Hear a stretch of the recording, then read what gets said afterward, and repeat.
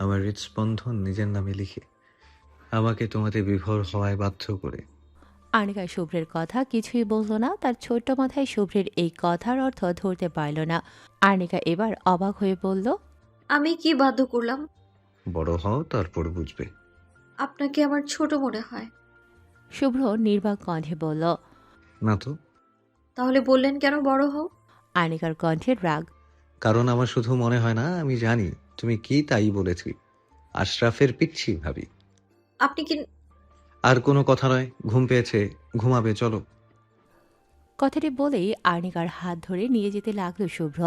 Arnica হড়বড়িয়ে বলল, আরে এইগুলো পরে, সরি সরি, আরে এইগুলো পরে ঘুমাবো নাকি? খুলে তো রাখি। শুভ্র আর্নিকার হাত ছেড়ে দিয়ে তার দিকে ভ্রু কুঁচকে তাকিয়ে বলল, আমি কি তোমাকে এগুলো খুলে রাখার জন্য দিয়েছি? তাহলে কি পরে থাকবো? হ্যাঁ। আর্নিকা অবাক হয়ে বলে, আপনি পাগল? এই সব সব সময় পরে থাকবো আমি? তাহলে? আমি পারবো না। কেন? আমার এত কিছু পরে থাকতে ভালো লাগে না। শুভ্র কপালে ভাঁজ ফেলে আর্নিকার দিকে তাকায়। তার তাকানো দেখে আর্নিকা মৃদু কণ্ঠে বলল, শুধু নোজ পিনটা আর কানেরটা থাক, গলাটা খুলে রাখি প্লিজ। এটা থাকলে আমি ফাঁস লেগে মরে যাব। কথা শেষ করতে পারল না আর্নিকা। তার আগেই শুভ্র ধমক দিয়ে বলল, সারা বেয়াদব, যা ইচ্ছে করো। রাত্রি তখন 11টা। সবে ঘুমানোর প্রস্তুতি নিচ্ছে ঈশা। হঠাৎই ফোনের রিং বেজে উঠতেই কপালে ভাঁজের রেখা দেখা গেল তার। এই রাত্রি কে তাকে কল করতে পারে সেটা মাথায় আসলো না তার। বেশি কিছু ভাবল না সে। টেবিল থেকে মোবাইলখানা তুলে নিল। মোবাইলের স্ক্রিনে আননোন নাম্বার দেখে ভ্রু কুঁচকে গেল ঈশার। কে হতে পারে তা ভাবার মাঝেই কলটি কেটে গেল। পরক্ষণেই আবারও বেজে উঠল সেটি। এবার প্রথমবার রিং হতেই কল তুলল ঈশা। কানে তুলে সালাম দিতেই ওপাশ থেকে সালামের উত্তরের সাথে ভেসে এলো একটি অপরিচিত পুরুষালী কণ্ঠস্বর। আমাকে চিনলে না এখনো? তোমাকে চিনলে আমি কি করতাম? ঘোড়ার ডিম করতাম। কেমন আছেন মিস ঈশা? কি বলছেন? অপর পাশের ব্যক্তিটি হতাশ হয়ে বলল। আমাকে চিনতেই পারলেন না? ঈশা শক্ত কণ্ঠে বলল, আপনি কি যে চিনে রাখতে হবে? আরে আমি আশরাফ, শুভ্রের বন্ধু। সেই দিন রাস্তায় কথা হলো না, মনে নেই? ঈশার কুচকানো ভ্রুজোড়া নির্বাক কণ্ঠে বলল। হুম, আছে।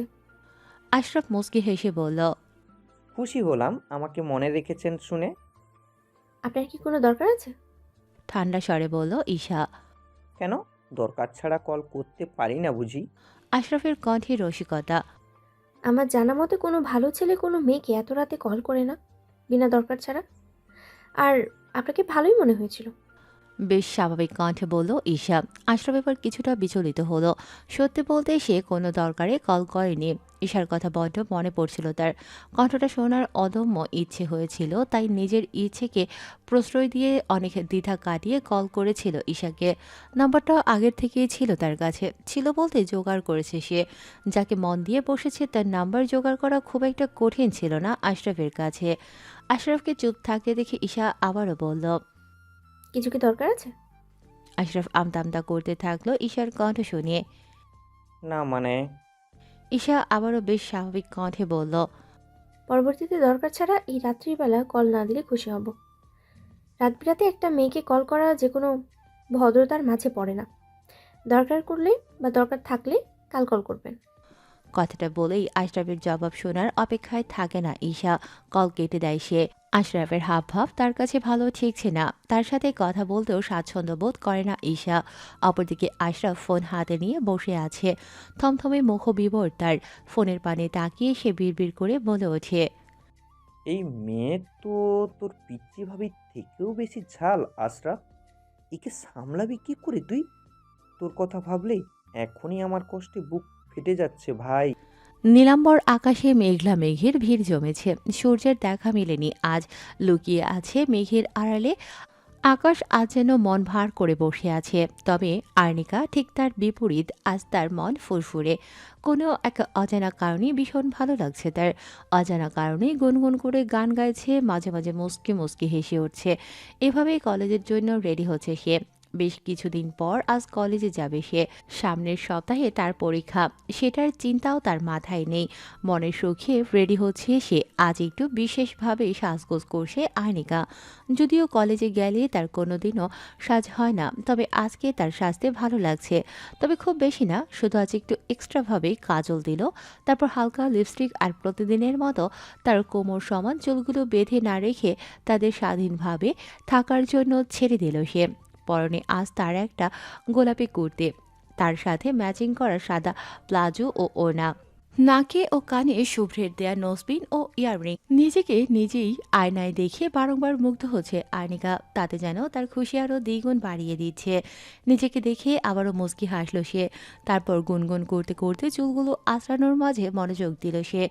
অপরদিকে তাকে যে কেউ গভীরভাবে পর্যবেক্ষণ করছে সেদিকে তার কোনো খোঁজ নেই।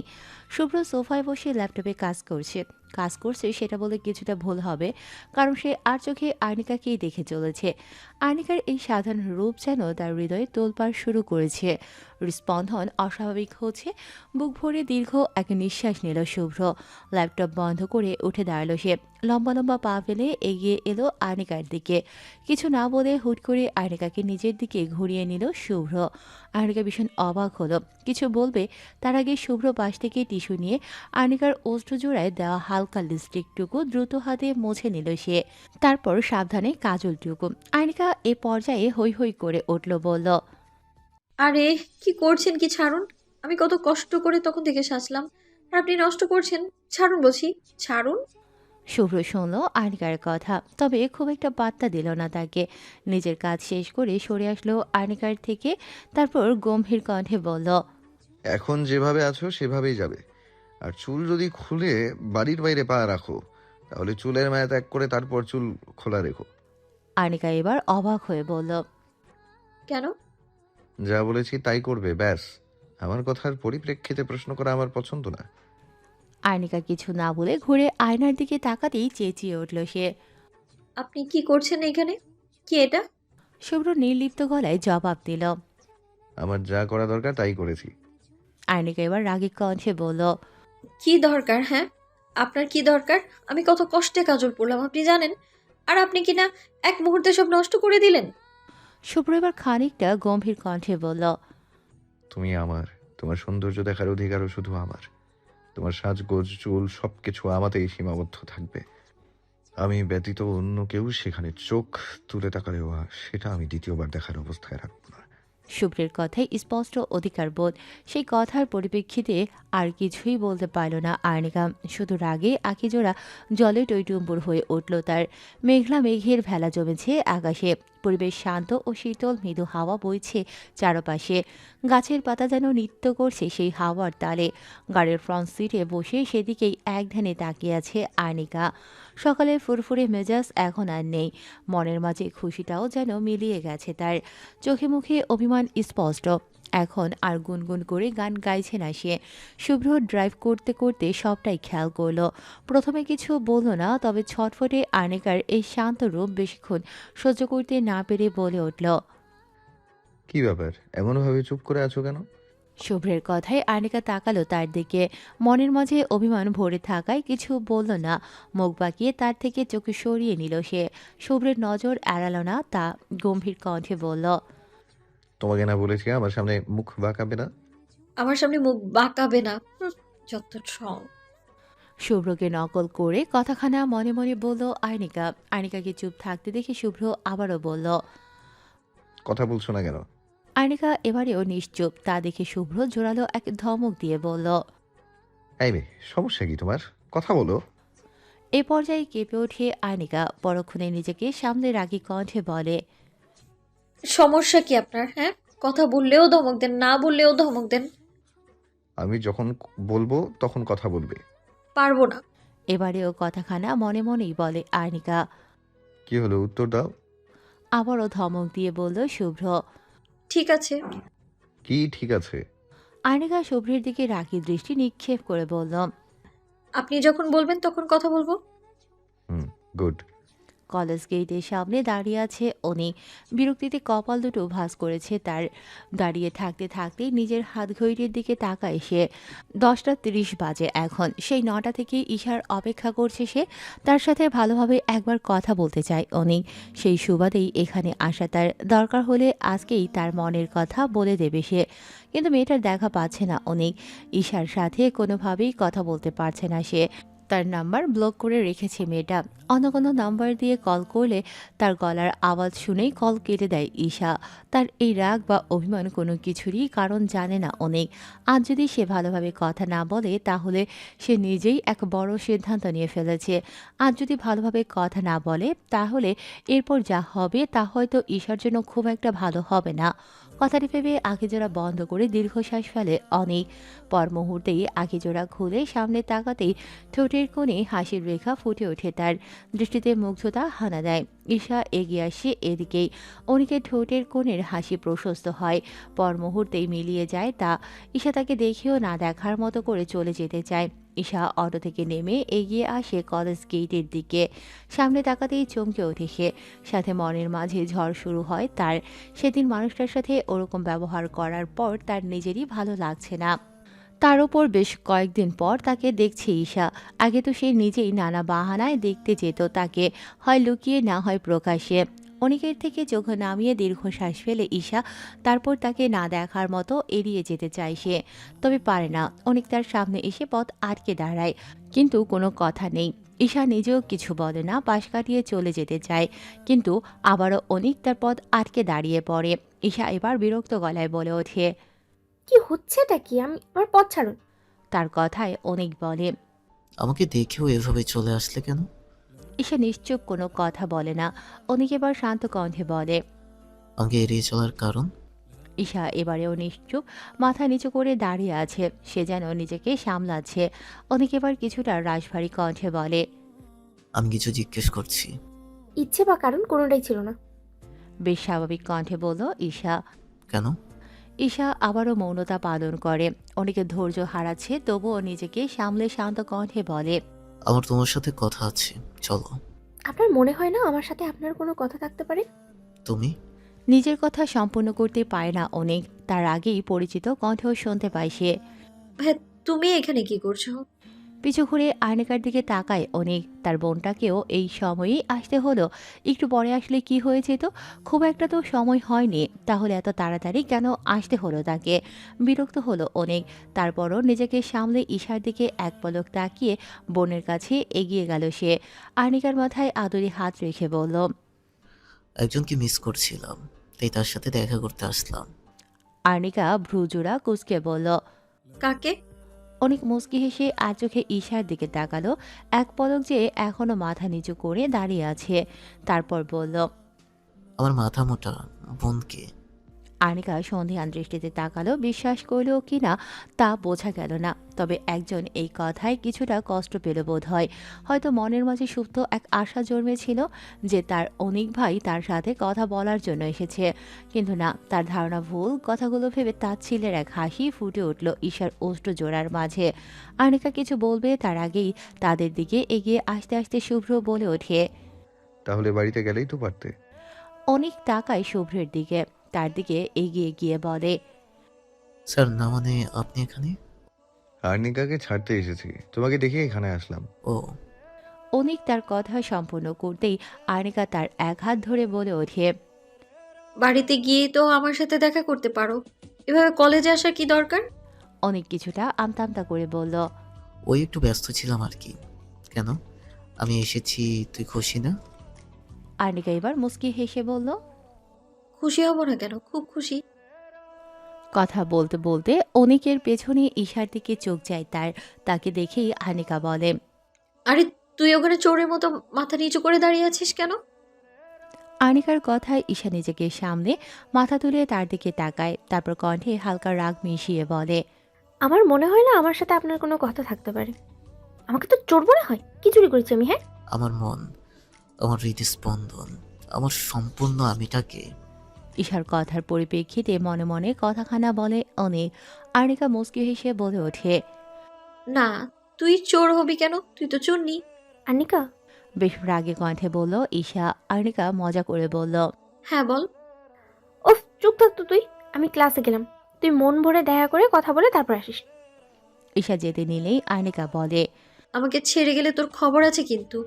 শুধু যা, তারপর দেখবি কি করি। বাধ্য হয়ে দাঁড়িয়ে থাকে ঈশা। শুভ্রের দিকে তাকিয়ে মুচকি হেসে বলে। কেমন আছেন ভাইয়া? শুভ্র স্বভাবস্বরূপ গম্ভীর কণ্ঠে বলল। ভালো, তুমি? আলহামদুলিল্লাহ ভালো। আর কিছু বলে না সে, চুপ করে থাকে। আর্নিকা অনিকের দিকে তাকিয়ে বলে। কেমন আছো? বাড়িতে সবাই কেমন আছে? অনেক দীর্ঘশ্বাস ফেলে বলল। ভালো, বাড়িতেও সবাই ভালো আছে। আর তোর তো কয়েকদিন পর পরীক্ষা, পড়াশোনা কেমন করছিস? অনেক কপাল কুঁচকে বলল। পরীক্ষার কথা না বললে তোমার হয় না? তাদের কথার মাঝেই শুভ্র রাশভারী কণ্ঠে বলে ওঠে। তুমি ভালো করে পড়লে আর বলতে হতো না। আর্নিকা বিরক্ত চোখে তাকায় শুভ্রের দিকে, তারপর অনিকের দিকে তাকিয়ে বলে। আমি বাড়ি যাব। অনেক বিস্ময় ভরা কণ্ঠে বলল। কলেজে এইমাত্র আসলি, আর এখনই বাড়ি যাবি মানে? আরে আমি আজকের কথা বলিনি, আমি বলেছি পরীক্ষার সময় আমি আমাদের বাড়ি থেকে পরীক্ষা দিব। আর্নিকার কথা শুনে অনেক কিছু বলবে, তার আগেই শুভ্র বলে। কেন, এখানে কি সমস্যা? অনেক সমস্যা, আমি বাড়ি যাব। কথাটি বলতে বলতে শুভ্রের দিকে চোখ তুলে তাকায় আর্নিকা। হৃদয় ধক করে ওঠে। তার গলা শুকিয়ে কাঠ হয় শুভ্রের রাগী দৃষ্টিতে তার দিকে তাকানোতে। চোখ দিয়ে যেন ভস্ম করে দিচ্ছে তাকে, ইশারায় বারংবার না করছে তাকে। আর্নিকা আমতা আমতা করতে করতে বলে। উম, না, থাক, সমস্যা নেই, এখান থেকে পরীক্ষা দেব। অনেক সবটাই পরখ করে। শুভ্রের চোখ রাঙিয়ে না করা, আর্নিকার তার কথা মেনে নেয়া, সবকিছু দেখে অনেক চোখে হাসে। তারপর বোনের দিকে তাকিয়ে বলে। আচ্ছা, তোর যেখানে ইচ্ছে সেখানে থেকে পরীক্ষা দিস। এখন ক্লাসে যা, দেরি হচ্ছে। অনেকের কথায় আর্নিকা আর কিছু বলে না। তার দিকে তাকিয়ে মুচকি হেসে ঈশাকে উদ্দেশ্য করে বলে। চলো যাই। ঈশা বলে অনিকের দিকে এক পলক তাকায়। অনিক তার দিকেই তাকিয়েছিল। দ্বিধায় দৃষ্টি মিলল তাদের। দ্রুত দৃষ্টি নামিয়ে ক্লাসের উদ্দেশ্যে পা বাড়ায় সে। আর্নিকাও তার সাথে যোগ দেয়। তবে যাওয়ার আগে শুভ্রের দিকে তাকিয়ে তাকে মনে মনে কয়েকটা কথা শোনাতে ভোলে না সে। নিস্তব্ধ রাত্রি নেমেছে শহরের বুকে। নীলাম্বর আকাশে সৌন্দর্যে অভিভূত এক চন্দ্রের দেখা মিলেছে, যার মৃদু আলোয় আলোকিত চারপাশ। সৌন্দর্য মোহিত এক রজনী। সেই সৌন্দর্যকে উপেক্ষা করে বইয়ের ভাঁজে মুখ ডুবিয়ে আছে আর্নিকা। থাকবে নাই বা কেন? কাল থেকে যে তার কলেজের ফার্স্ট সেমিস্টার পরীক্ষা। সারা বছর ঠিকভাবে পড়াশোনা না করলেও পরীক্ষার আগে পড়াশোনায় ডুবে থাকায় তার একমাত্র কাজ। সেই মোতাবেক বইয়ের ভাঁজে মুখ ডুবিয়ে আছে। সময় এখন রাত ৯টা। শুভ্র এখনও ফিরেনি অফিস থেকে। নতুন প্রজেক্ট শুরু হয়েছে তার, তাই ভীষণ ব্যস্ত সে। আর্নিকার সাথেও ঠিকভাবে কথা হয় না তার, হবে বা কী করে। সে যখন সকালবেলা অফিসে যায় তখন বইয়ের পাতায় মুখ ডুবিয়ে থাকে আর্নিকা। আবার সে বেশ রাত করে অফিস থেকে আসার পর ঘুমন্ত আর্নিকাকে দেখতে পায় সে। তাকে জাগিয়ে আর জ্বালাতে চায় না শুভ্র, তাই ঠিকমতো কথাটাও হয় না তাদের। এক ছাদের নিচে থেকেও যেন হাজার মাইল দূরত্ব তাদের মাঝে। তাদের মাঝে যেন এক অদৃশ্য দেয়াল বাঁধা হয়ে দাঁড়িয়ে আছে। তা নিয়ে বেশ অভিমান জন্মেছে আর্নিকার মনে। কয়েকবার জেদ ধরেছিল পরীক্ষার সময় বাবার বাড়িতে থাকার, তবে শুভ্রের কাছে বরাবরের ন্যায় হার মানতে হয়েছে তাকে। যাওয়া হয়নি আর, সেটা নিয়েও অভিমানের শেষ নেই তার মাঝে। ঘড়ির কাঁটায় জানান দিচ্ছে রাত প্রায় 10টা। সবেমাত্র বাড়ি ফিরেছে শুভ্র। গাড়ি পার্ক করে সদর দরজার সামনে এসে দাঁড়ায় সে। কলিং বেল বাজাতে গিয়েও বাজায় না। প্যান্টের পকেটে থাকা এক্সট্রা চাবি দিয়ে দরজা খুলে ভেতরে প্রবেশ করে শুভ্র। ড্রয়িং রুমে আসতেই নজরে আসে সোফায় বসা সুমি খানের দিকে। তাকে দেখে দীর্ঘশ্বাস ফেলে শুভ্র, তারপর রাশভারী কণ্ঠে বলল। তোমাকে আর কতবার বলবো আম্মু, আমার জন্য এভাবে ওয়েট করার দরকার নেই। সুমি খান ছেলের দিকে তাকিয়ে শক্ত কণ্ঠে বললেন। তাহলে তাড়াতাড়ি বাড়ি ফিরলে কি হয়? তাহলে তো আমাকে আর তোর জন্য এভাবে অপেক্ষা করতে হয় না। শুভ্র মায়ের শক্ত কণ্ঠের কথায় দমে যায়। সবার কাছে সে গম্ভীর দাম্ভিক হলেও মায়ের কাছে তার দম্ভিকতা চলে না, তাই কিছুটা নরম কণ্ঠে বলে। কাজে আটকে পড়েছিলাম। কাজের একটা সময়সীমা থাকা দরকার। শুভ্র এ পর্যায়ে প্রতি উত্তর করে না, নিশ্চুপ থাকে। সুমি খান দীর্ঘশ্বাস ফেলেন। ছেলে তার এমনই, কাজ আগে তারপর বাকি সব। এখন কিছু বলে উত্তর দেবে না, তার কাজ সে করবেই। তাই আর কিছু না বলে তিনি বললেন। কাজের একটা সময়সীমা থাকা দরকার। ফ্রেশ হয়ে আয়, আমি খাবার রেডি করছি। শুভ্র ছোট্ট করে বলে সিঁড়ি বেয়ে উপরে চলে যায়। দরজা ঠেলে কক্ষে প্রবেশ করতে ক্লান্তি মাখা চোখে এক শান্তির দীপ্তি ছড়িয়ে পড়ল তার। ঠোঁটের কোণে দেখা গেল মৃদু হাসির রেখা। ধীর পায়ে বিছানার দিকে এগিয়ে গেল শুভ্র। আনিকা বিছানার ওপর বই খাতা খুলে ছড়িয়ে রেখে সেভাবেই ঘুমিয়ে পড়েছে। তা দেখে একটু অবাক হলো না শুভ্র, কারণ এখন প্রায় প্রতিদিন অফিস থেকে ফিরে এমন দৃশ্যই দেখতে পায় সে। অফিস ব্যাগটি বেডসাইড টেবিলের ওপর রেখে ক্লান্ত শরীরেই আর্নিকার বই খাতা সব গুছিয়ে রাখল শুভ্র। তারপর আর্নিকাকে ভালোভাবে শুইয়ে দিয়ে অষ্টজোড়া ছুঁয়ে দিল তার কপালে। বিড়বিড় করে বলল, ফ্রেশ হয়ে আয়, আমি খাবার রেডি করছি। আমার হৃদয়ে রানী, আমার ক্লান্তময় দিনের এক শান্তির ছায়া তুমি, আমার হৃদস্পন্দনময়ী। শুভ্রের এই স্নেহ মাখা আবেগপূর্ণ কথা কিছুই শুনল না আর্নিকা। শুভ্র এবার উঠে ফ্রেশ হয়ে খেতে গেল নিচে।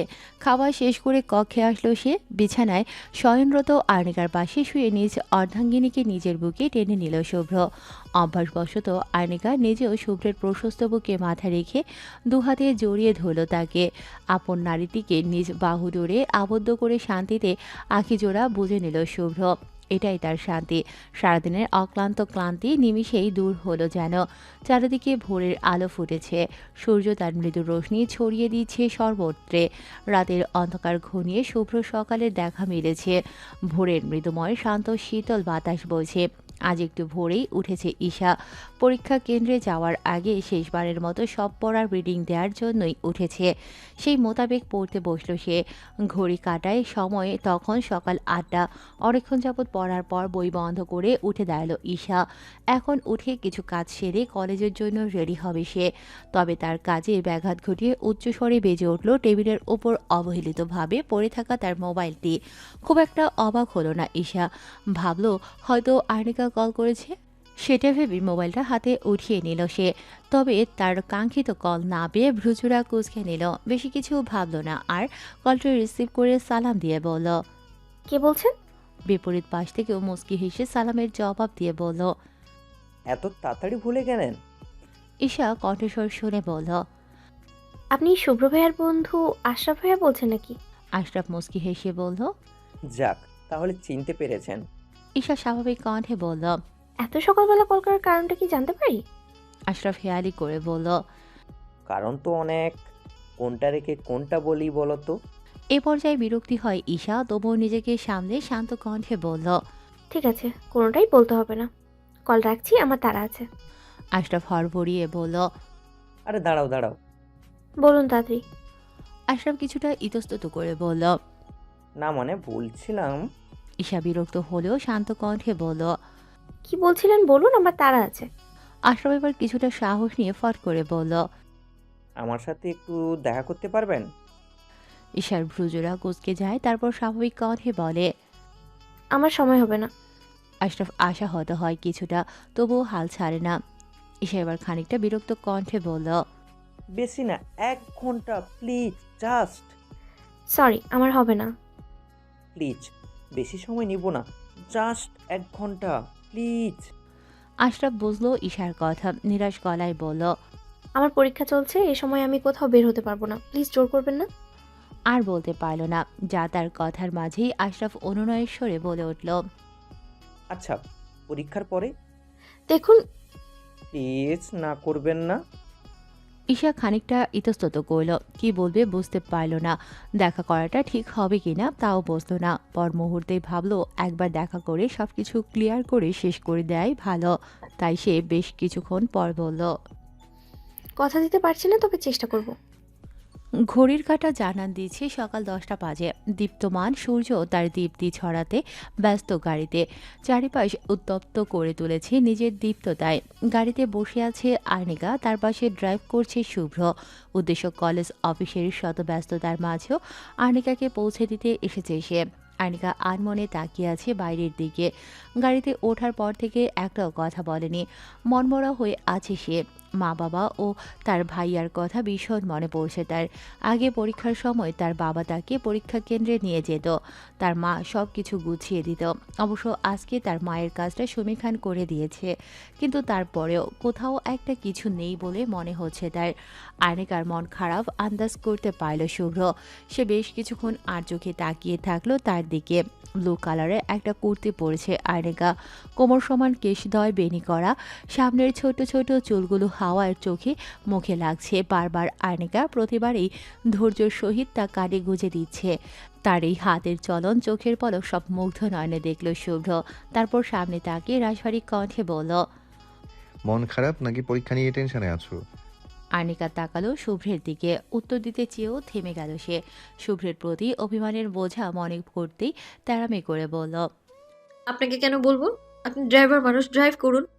শুভ্র ভ্রজোড়া কুঁচকে এক পলক তার দিকে তাকিয়ে বলল। আমি ড্রাইভার? আয়নিকা নির্লিপ্ত কণ্ঠে বলল। ড্রাইভ যেহেতু করছেন তাহলে অবশ্যই ড্রাইভার। শুভ্র চোখ পাকিয়ে তাকালো আয়নিকার দিকে, তারপর বলল। Shut up stupid. আয়নিকাও এ পর্যায়ে কণ্ঠে খানিকটা রাগ মিশিয়ে বলল। আমি তো শাট আপ ছিলাম, আপনি তো আগে কথা বলে কথা বাড়াচ্ছেন। আমার ভুল হয়েছে, আর কোনোদিনও বলবো না। এবার নিজের মুখটা বন্ধ রাখো স্টুপিড। আয়নিকা শুভ্রের দিকে তাকিয়ে মুখ বাঁকিয়ে বলল। কেন চুপ থাকবো? কথা বলতে বলেছেন, এবার কথা বলবো আমি।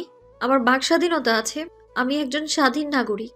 শুভ্র চোখ পাকিয়ে তাকালো তার দিকে, সেই দৃষ্টি উপেক্ষা করতে পারল না আয়নিকা। শুকনো ঢোক গিলে বোকা হেসে বলল। বলবো না তো কথা, আমি ভদ্র মেয়ের মতো চুপটি করে থাকবো। কথা বলি না তো আমি। কথাটি বলে আবারও বাইরের দিকে তাকালো সে। কিছুক্ষণের মাঝেই গাড়ি এসে থামলো কলেজের সামনে। আনিকা সাথে সাথেই নেমে যেতে চাইলো, তবে পারল না। শুভ্র নিজ হস্তের মাঝে তার হাত আঁকড়ে ধরল। বাধা পেয়ে পেছনে ফিরে চাইলো আনিকা। ভ্রুকুসকে এক পলক শুভ্রের দিকে তাকিয়ে তারপর তাকালো হাতের বাঁধনের দিকে। তাতে কোনো ভাবাবেগ হলো না শুভ্রের। সে রাশভারী কণ্ঠে বলল। টেনশন না করে ভালোভাবে পরীক্ষা দেবে। আনিকা ফট করে চঞ্চল কণ্ঠে বলল। কে বলেছে আমি টেনশন করছি? শুভ্র কপালে ভাঁজ ফেলে গম্ভীর কণ্ঠে বলল।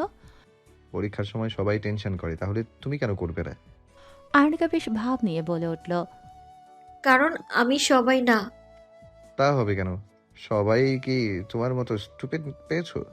খবরদার আমায় স্টুপিড বলবেন না একদম, নইলে কিন্তু খুব খারাপ হয়ে যাবে। আনিকা কণ্ঠে রাগ মিশিয়ে বলে। শুভ্র এবার আনিকার হস্তজোড়া ছেড়ে দিয়ে রাশভারী কণ্ঠে বলে ওঠে। সে পরে দেখা যাবে। এমন ঝগড়া না করে এখন যাও তাড়াতাড়ি, দেরি হচ্ছে তোমার। আর ফেরার সময় আমি তোমাকে নিতে আসবো, অপেক্ষা করবে। আষাঢ় মাসের শুরুর দিকে তথা বর্ষার আগমন, তবে বহুরূপী ঋতুর মাঝে বর্ষার আগমন এখনও দেখা মেলেনি। সেথায় এখনও গ্রীষ্মকালের আমেজ।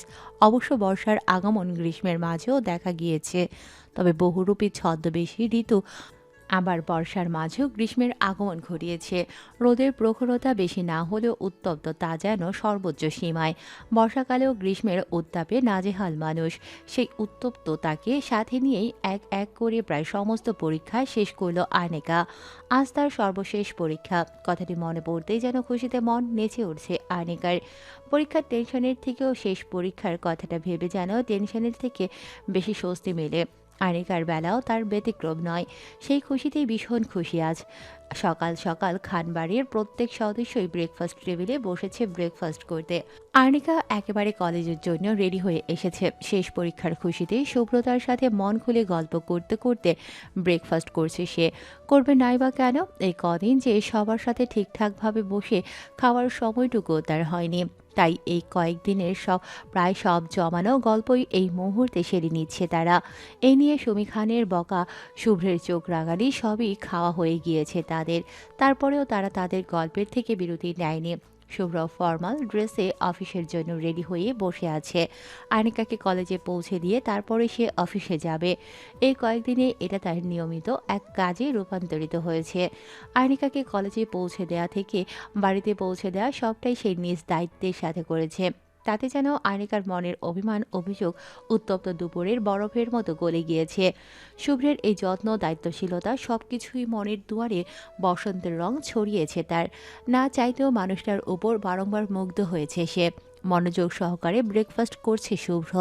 তার মনোযোগে ভঙ্গ হয় আনিকার সুমি খানকে উদ্দেশ্য করে অরুণয়ের সঙ্গে বলা কথা। আম্মু, তোমার ছেলেকে বলে দাও আজ যেন আমাকে নিতে না যায়। আজ শেষ পরীক্ষা, তাই ঈশার সাথে আড্ডা দিয়ে ফুচকা খেয়ে তারপর বাড়ি আসবো আমি। আনিকার কথায় সুমি খান তার দিকে তাকিয়ে কপালে ভাঁজ ফেলে বললেন, তা না হয় যাবি, কিন্তু এভাবে বলার কি আছে? শুভ্রকে বললেই তো সে আর যাবে না, না হলে একটু দেরিতে যাবে। সুমি খানের কথায় আনিকা বিড়বিড় করে বলে, এই বদলোককে বললেই তো চোখগুলো লাল লাল বড় বড় প্যাঁচার মতো করে তাকিয়ে থাকবে আমার দিকে। এখনো হয়তো তাই করে আছে। আর্নিকা কথাটা ধীর কণ্ঠেই বলেছে যাতে কেউ না শোনে। তবে শেষ রক্ষা হয়নি। সুব্রত তার পাশে থাকায় সবটাই স্পষ্ট শুনেছে।